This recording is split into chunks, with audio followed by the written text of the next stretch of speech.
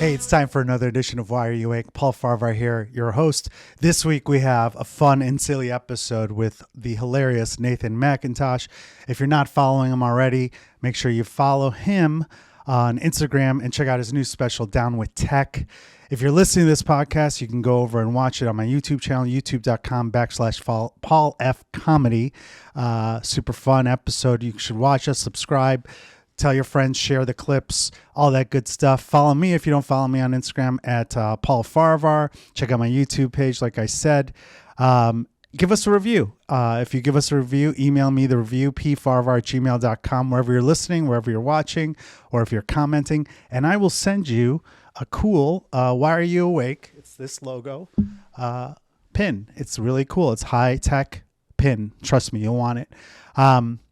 Go to my website, Paul F Comedy, for upcoming dates. I'm headlining the Improv in Schaumburg tonight, February 16th. And then I'm hosting my show, Stand Up, Sit Down, a very special episode on February 17th, Monday at Laugh Factory. Also, we'll be hosting it on Monday, February 24th. I'll be touring with Paul Ollinger as part of Two Pauls, One Show, March 7th, 8th, and 9th. March 7th, we're in Downers Grove. March 8th, we're at the Hobart Theater in Hobart, Indiana. And then we're headlining together, co-headlining at Zany's in Old Town on March 9th. I'll be in Tampa and Sarasota at the end of March. My Off the Hook date in Naples, I don't know when it's going to be rescheduled.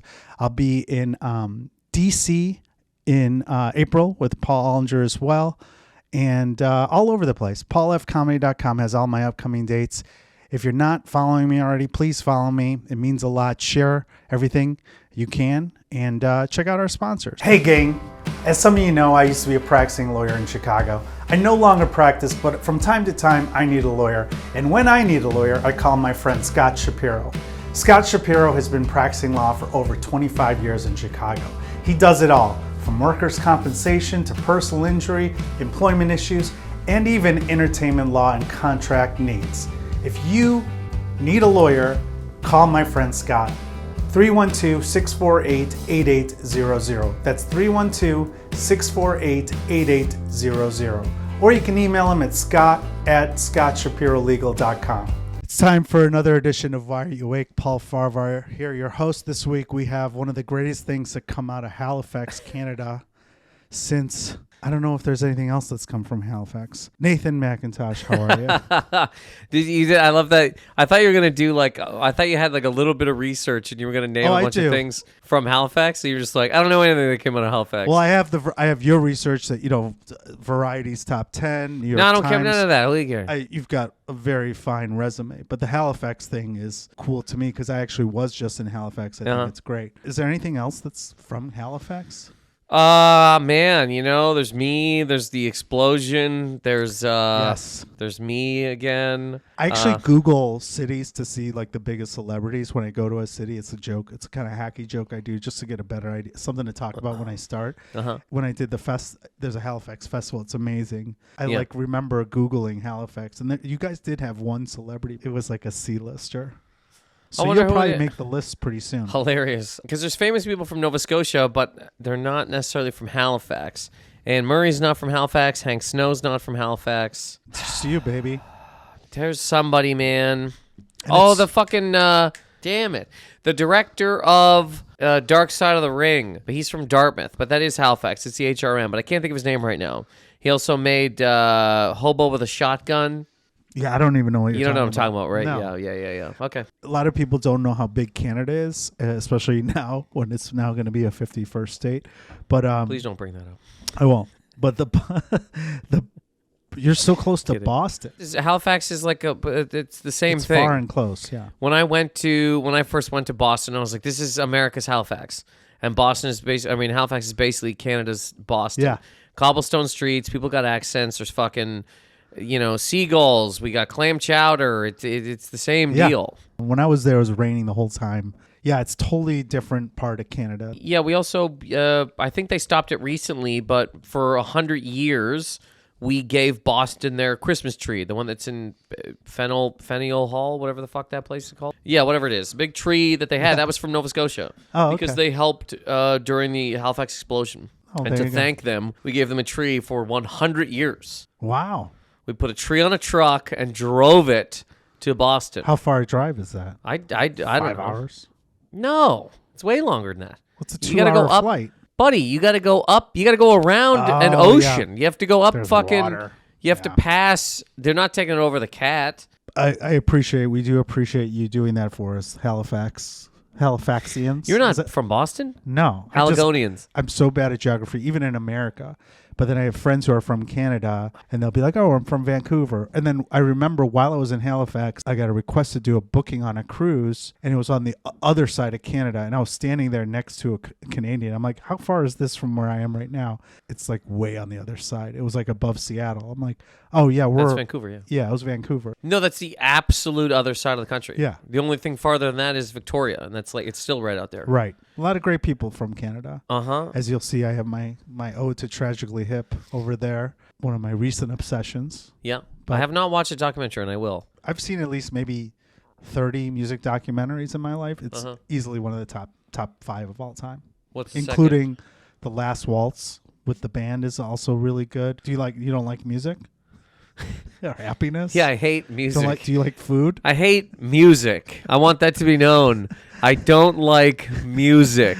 I'm just trying to think of a music documentary I've seen, but also I thought you'd have more. But then you just accused me of not liking music. I'm just into like learning about music and the arts. You probably don't care about the arts. Do you like the arts? I don't like the arts. I don't like music. I don't like food. I don't like podcasts. So we worked together. First of all, first time I met you, I opened for you at Zany's, and I thought you were hilarious. And then I went on the road a couple different places, and your name would come up everywhere I went. And I was like, oh, he's so good. A year later, you get Variety top 10 comedians, and then you get all these accolades. And all these clubs are like all rooting for you. You're like a darling. Really? Yeah. Oh, that's nice. It's Canadian, too. I think Canadians are generally... No, I think there's a lot of people that would think I'm not nice. I think that exists. I do have an issue with you. We'll bring that up in shortly. Please, go ahead. But before we do that, I want to also say we worked at Doc Grin's together in Grand Rapids. We didn't know what to do. And you're like, oh, let's go to the museum. There's a Muppet exhibit. Yeah. And we thought it was going to be like this elaborate thing, forgetting that we're in Grand Rapids, Michigan. I remember there was a Beaker there. You got a picture with Beaker. Uh-huh. And that was kind of it.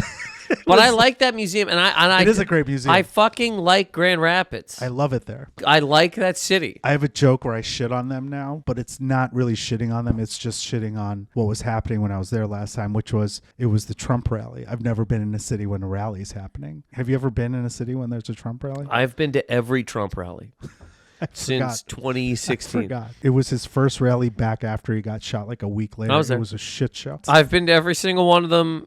Everyone's better than the last. I love them all. I can't even think of my favorite moments, honestly.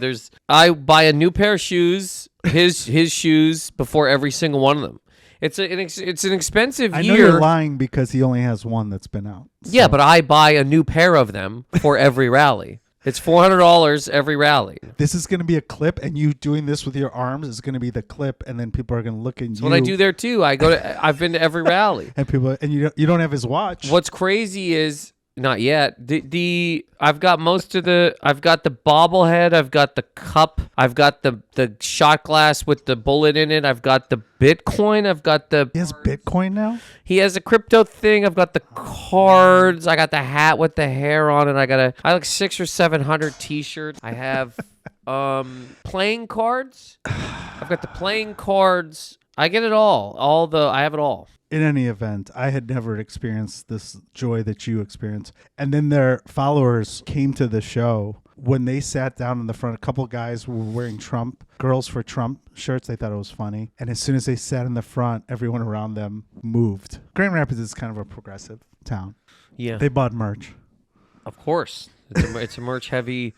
It's a merch heavy trio. As you know, I have it all. I've got the wristbands. I've got the earrings. We went to the museum. It was half of one floor. But I do really like Grand Rapids. I do. I think that's a fun room. But the issue I have with you that I'd like to bring up. I forgot about this. Yeah, what is it?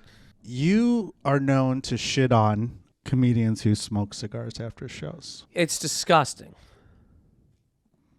Yeah. I think we're done here.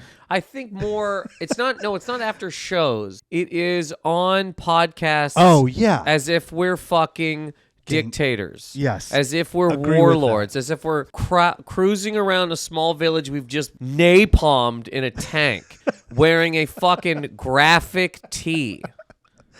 Okay. It's gross. We're not dignitaries. Right. I don't do that on this podcast, or have I ever smoked on a podcast.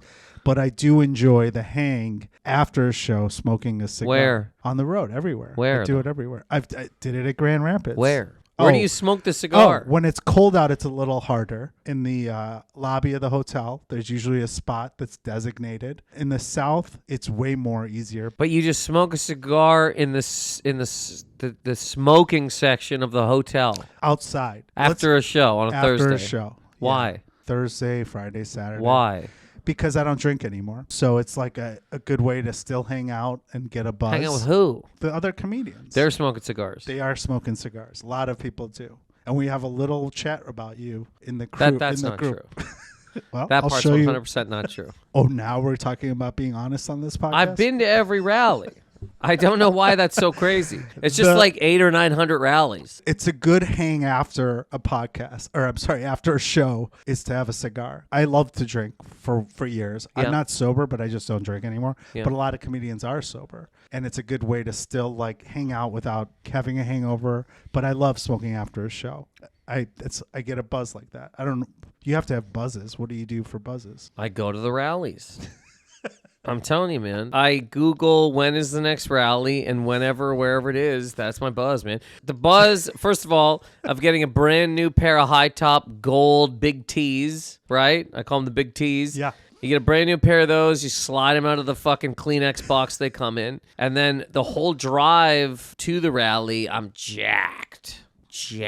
I'm listening to fucking How are you David getting Allen jacked? Coe. I got David Allen Coe going. I got Yeah. 2 cigarettes. I'm wearing the stuff. I got my new shoes. And Cigarettes. I know what I'm going to hear at the rally. So I'm just jacked, man. It's a buzz the whole time. The whole Do you have thing is a bootlegs buzz, of it? dude. Like they're bootlegs, like the Grateful Dead, where you're like, oh, I have the one where you almost said the N word. Do you keep? do you David record Allen 'em? Coe has No. straight up and down said the N word. I know. No, I'm talking about at the rallies. Oh, no. He says it. He says it. They usually do this thing where they cut the cameras and they cut the feed, and then he looks around and he's like, and then everybody N-word. cheers. Yeah. Yeah. And it's a small moment. Were you there when he But it did the happens. blowjob scene in the with the microphone? Yep. I was there for that. What city was that in? It was in a good one, and it was in a good city. They're all all blending. good They all cities. they are all good cities. After the rallies or after shows, what are you doing then? After a show, I vibrate for a while. Let's talk about that, because the cigar thing is a good segue into being up after a show. Because obviously, I've seen your shows; they're Yeah. pretty high energy. Thanks. Have you heard that before? No. Have you been a high energy comedian? I yell things and stuff. Yeah. How do you come down from that? You can't go to. You're not going to go back to your Right hotel to and bed. I sleep. get into an ice bath. Do you really? I Ice get bath? I get an ice bath. I get into a cold. This is the Joe Rogan podcast. I get all right of a into a sudden. cold. Yeah, I get into an ice bath. I sleep in a really cold. Yeah, have you heard of that bed? The cold bed. No. It's like a big slab of. It's on the floor basically, but it's a big slab of metal kind of. Okay. And there's like a thin mattress over top. It's so You bring if it with you on the road. most times. Well, you can roll it up, right? So I have that chilling. It's a rollable metal. Oh, that's interesting. Is that from Halifax? Look, I don't know what I do after shows, man. Honestly, it depends on where I'm at. I don't know. After a show, man, I'll probably just go back to my fucking room and sit, maybe watch a thing. You don't go. You don't. Do you drink? I used to drink. I don't drink now. Yeah, you like I'll so- still have like 2 drinks a year. Like I'm same Right, deal. I just same. don't care. So what about if you're on the road when the other comedians want to hang out? You just say, "Fuck you." I've No, got my ice if bath." somebody's going to get food and stuff, yeah, I'll hang out. But if Yeah. you're like, we're going to go drink, no. If they're like, we're going to try to pick up women, no.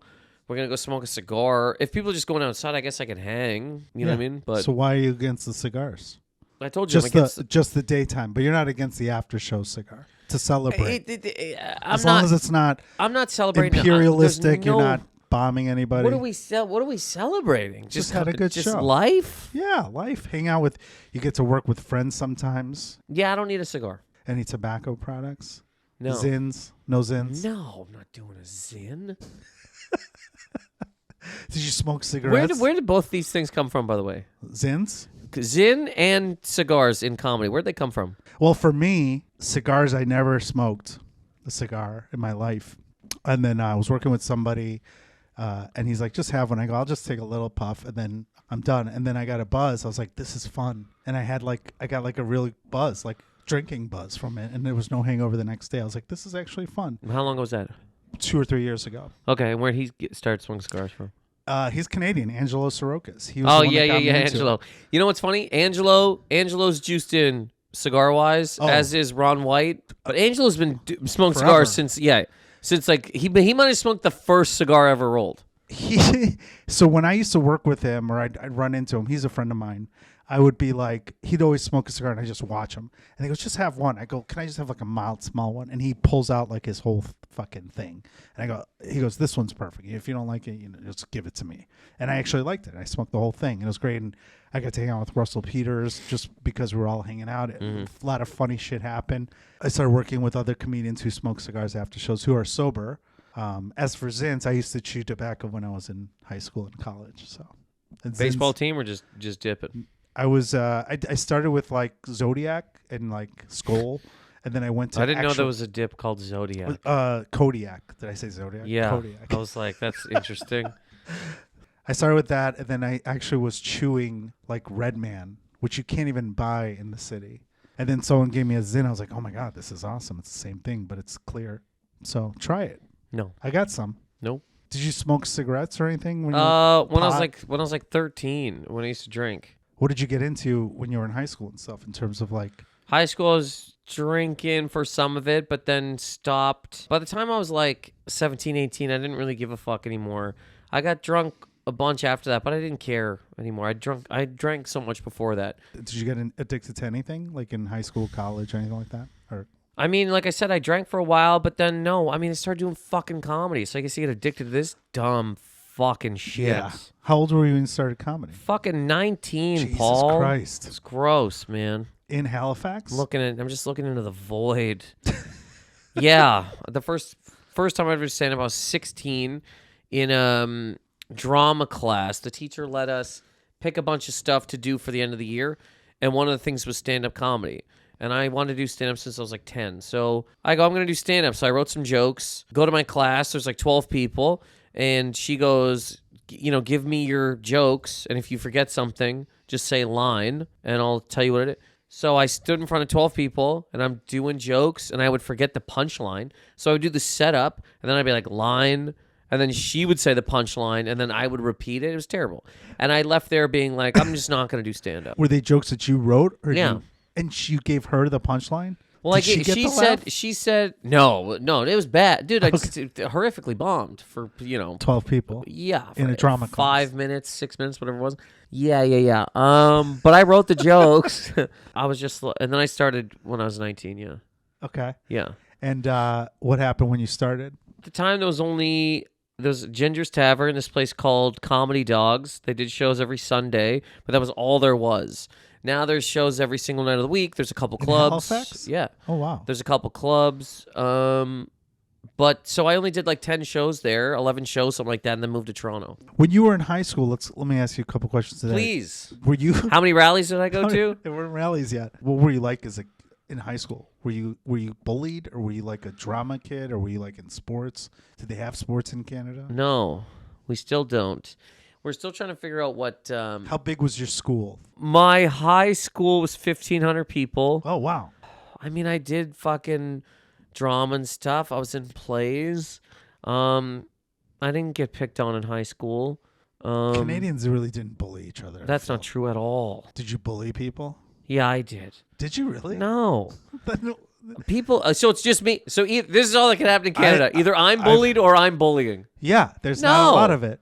They're nicer people in Canada. They People generally get are. bullied horrifically in Canada. About what? Like having shitty maple syrup? Here's why this country will never take our country. Things are already in the works, but go ahead. I'll tell you, You man. should know you're at the fucking rallies. I am at the rallies. He never brought any of this up I know until he did. What's so funny is he ran on, I'm going to lower grocery prices and I'm going to be anti-war. He's already like, I can't lower the grocery prices. And also, I might go to war with two countries. Yeah. But yeah, people were bullied. But no, I wasn't bullied in high school. So I have a soft spot for people who have red hair because my family is all, my nieces and nephews all have red hair. Okay.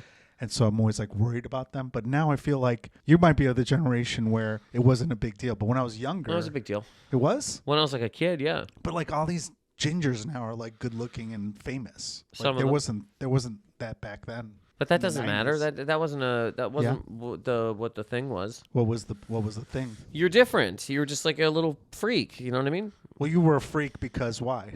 You have red hair. You stand out. You don't look like everybody else. Is that why you didn't get cast in the dramas in the plays? You're making that up. I'm You just asking. made that you up. Said you didn't. I didn't say that. I said I was in drama and I didn't get bullied. Oh, The only reason I didn't get the parts. plays. Yeah, I was at the rally. When they were doing the auditions, I was at rallies. Were you in Pre-rally. I knew the Okay. rallies were going to happen. Were you in plays in high school? I was in one play, and then I was cast in another play, but then I got expelled from high school, so I didn't do that play. Why did you get expelled? I got expelled for talking in class. And What? Yeah. They expelled you for that. Well, I got kicked out of 2 classes because I talked a lot. So then I had to go to the office to do work. And then I got kicked out of the office. And basically, I got expelled. The teacher, the principal expelled me. For talking. They would say that it was like, disrupting class and all that type of shit. But it's talking. You said that's what they would say. What would you say? It depends on what it was. Because some of the stuff I got in trouble for didn't make any sense. Like one day, Canadian history class... the teacher at the time, he used to do this thing where he'd go, okay, everybody, every single day, this cocksucker would do this. And I'm sure he's a fine man. I'm just saying, he goes, all right, every single day, he would go, get into groups, read chapter 2 and answer the questions. Get into groups, read chapter 3, answer the questions. Get into groups. And one day I just said, hey man, what do you do here? And he was very pissed at that. So I got kicked out of the class. You're observant. Well, yes. I'm like, why are we, what That's the pretty fuck smart. is Yeah. this? He kicked me out another time because I felt Same teacher. Yes. I had a lot of problems with this guy. So I got, we were watching a movie about like the first fucking birch bark canoe ever made in Canada. And I fell asleep. So I'm sleeping. So I wake up, I slept through the whole class, and I'm walking out, and he goes, Nathan, can I talk to me for a second? He had a whole list, and he goes, look at this, 242, Nathan talking, 243, Nathan talking. I go, man, I'd love to say that I was talking. I go, but I was asleep. I literally didn't talk. He goes, so you're calling me a liar. You're saying, I go, I'm not saying you're a liar. I'm saying you're wrong. I was asleep. How old were you? 17. I got expelled. Here's how it ended up being that I was like gone. So I was kicked out of school, expelled, for fucking, whatever, talking and all that kind of shit, right? Because I got suspended a bunch of times and then we're just like, get out. So the lady, the vice principal was screaming at me in her office, just screaming at me. And then we get into the actual office in front of people, and she's very calm, and she's very like, in her office, I was like, can I talk to the principal? She's like, no. She's like, okay, we'll revisit this next year. And I just said, it comes down to this. I go, I'm going to call the principal. I'm going to call the school board. And fuck you. This is crazy. I call the school board. You called the school board. Yes. I called the school board. You're like, we need to have a meeting. I call the school board and I go, hey, I got expelled for this. And they go, you can't get expelled for that. I go, thank you. They called me right back. And they go, did you swear at her? I go, yeah. And they go, well, that's all it takes. I go, you're kidding me. They go, you're done. But here's what she did. And I'm not even kidding. I have my expulsion papers. I'll show you a picture. It's ridiculous. But I have them framed in my house. Because what she did was, she said that I swore at her 3 times. And I threatened her life. So she put a peace bond on me to make it so that I couldn't go within 200 feet of the school. A peace bond? Is Yeah, that it's like what do you call it? Not a restraining order? basically, but it's basically like, don't come near this building. So a cop had to come to my house, and he looks at me, and I was a tiny little kid, and he's like, I don't know what you did, but he goes, she's terrified of you. I go, buddy, I didn't do anything. And he goes, well, don't go near the school again. So really, she just chest moved me out of... Distance-wise. Yeah, I respect it, but I have it on my wall because I love it. It's a complete lie, and I just love that it was a full grease of a system, which is why I love the rallies. Because what did you say to her that was threatening and I didn't swear? I just told you. I said, I'm going to call the school board. I'm going to call the principal. What and was the fuck swear? you. Oh, fuck you is what you said. But I didn't threaten the lady. She said I said what fuck about you to her 3 3 times. Made it up. That's all what lies. I like about it. So you had this problem, and that's probably why you don't like authority in corporations now. Well, I mean, or organized anything.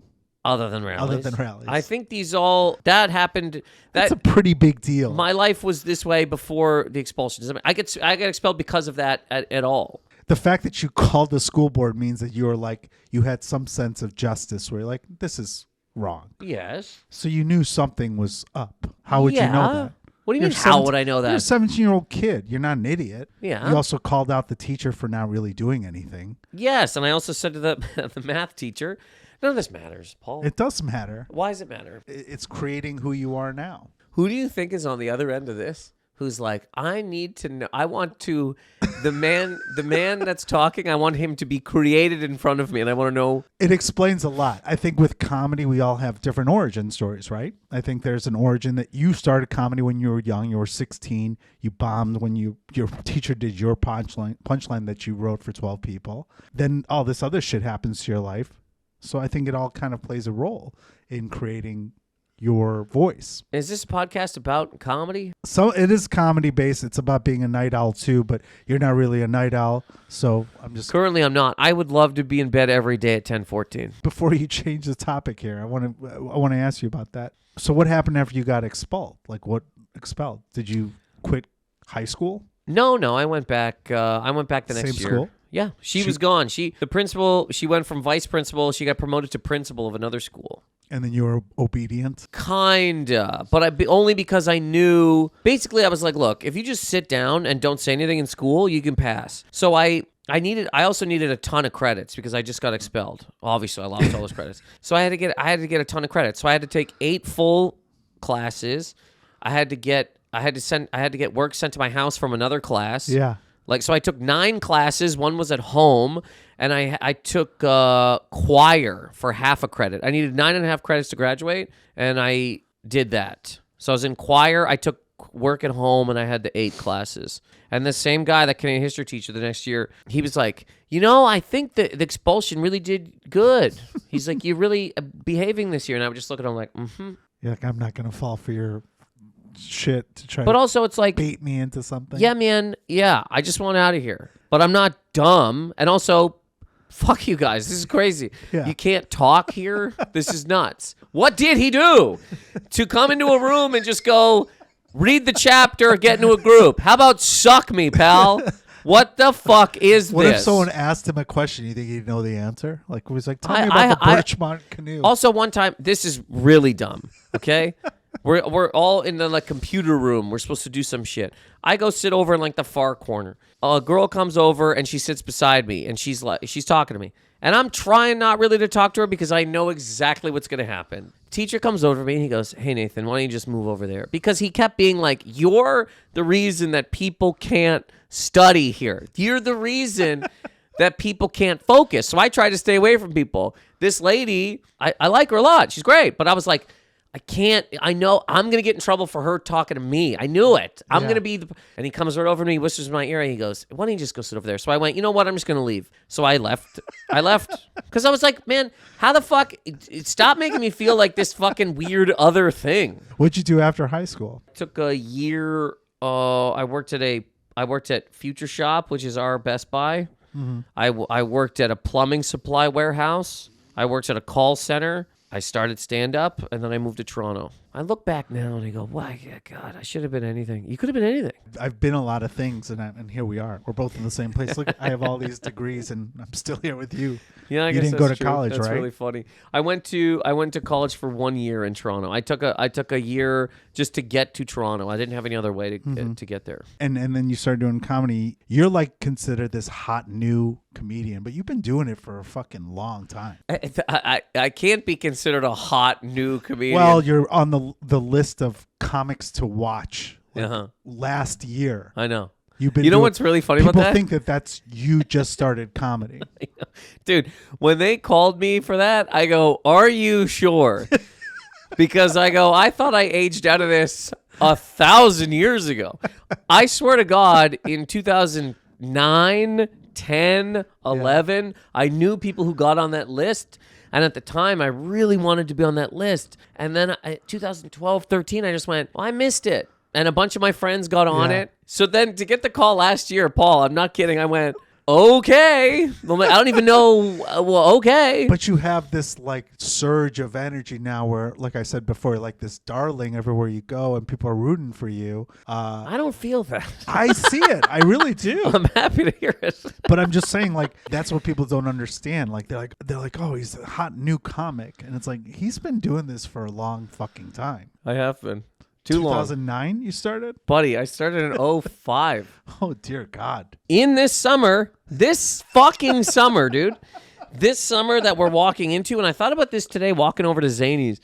This summer, I'll have been doing stand-up for 20 years, and I don't even know what that means, man. I don't know what that means anymore, Paul. I'm dead serious. Yeah. What the fuck does that mean? I remember when I first started 70 years ago, my girlfriend at the time in college, and she was like, she was in school for much like more serious things than I was, and she was like, what are you gonna do? And I go, here's what my life's gonna be. I'm gonna have to do comedy for zero money for at least 10 years, and then stuff will kind of start to happen. Thankfully, it happened before that, but that was the thought in my head.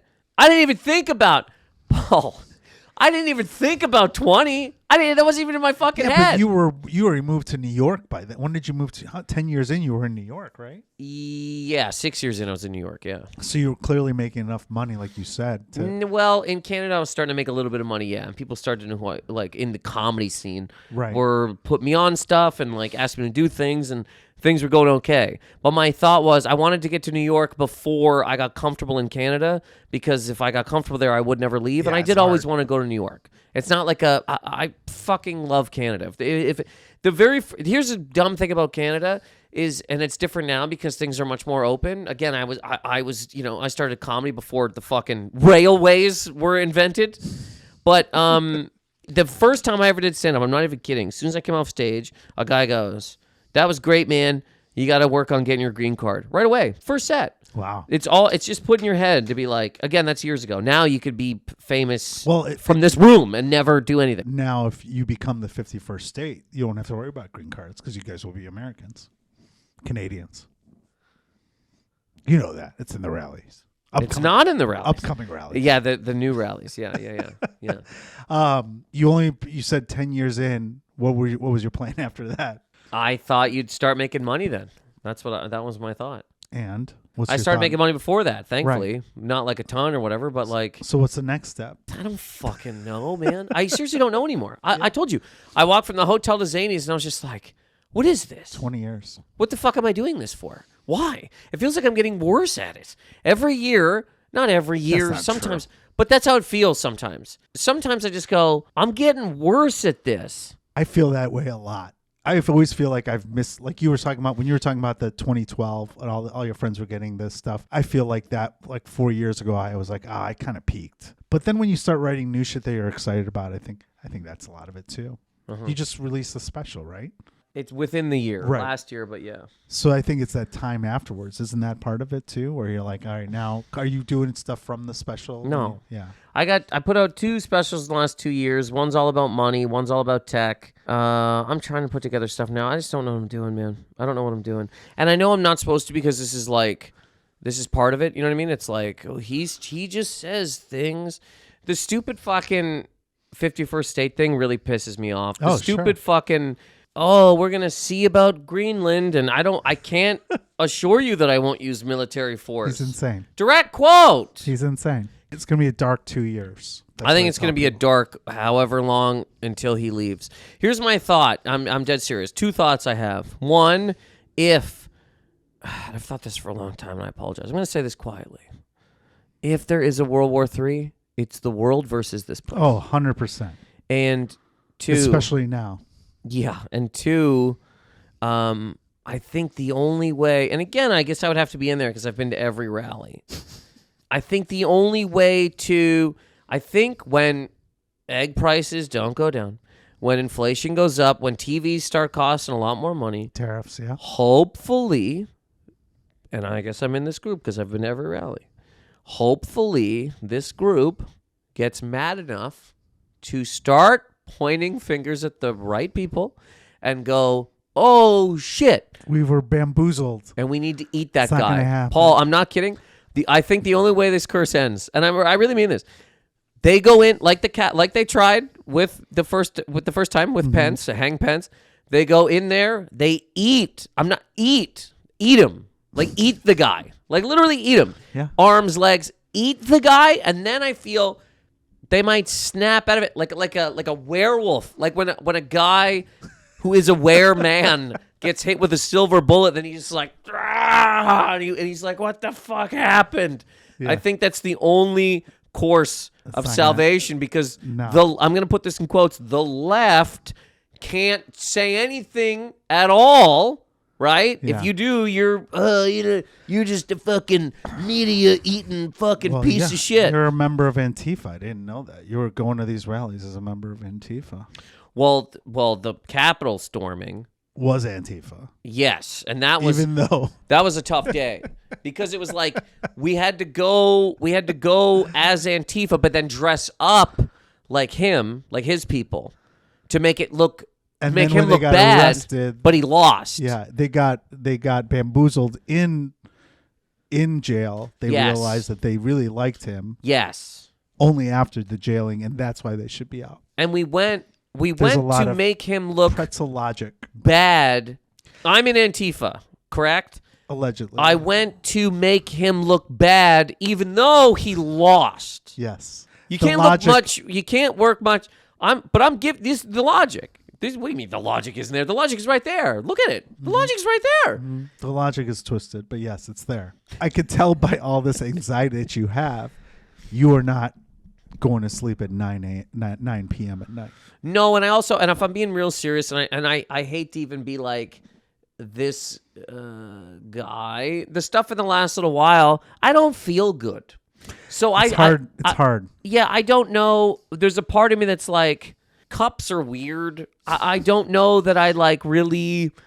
So I'm trying to figure out what the fuck it is that I want to like focus on. I think it also that I agree with you. And I think a lot of people will tell me, especially when you do shows in certain cities, they're like, oh, you must love that he's here because you can talk so much. I'm like, no, he just brings you down. This is why I stopped watching the news 2 months ago, giving us like a malaise, as to quote one of the greatest presidents of all time, Jimmy Carter. Man, you watch his documentary, speaking of? Carterland? I know a lot about him, yeah. Carterland, I watched it on a flight. It's so good. Oh, he was a saint. Dude, that's where all these fucking storms are happening now. It's so crazy. Carterland is so good, and he was such a nice man that when it was over, I wanted to get up and help somebody on the flight. I don't even know how you would do that. Everyone's hand like he did on flights. Yes, or go over to somebody and like fluff their pillow, or like hey, move your seat. That's how I felt about the Mr. Rogers documentary. It changed my life too. I watched that. He's behind us. I got a quote from Rogers on my arm, but what is it? I want a 3-year contract. Only you can live the life you live. 3-year contract. Or whatever, you know what I mean?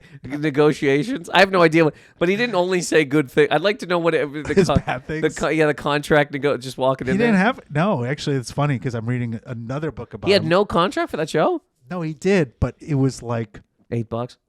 They would ask him to do all these things. There's a Venn diagram with the Mr. Rogers documentary and the Tragically Hip doc.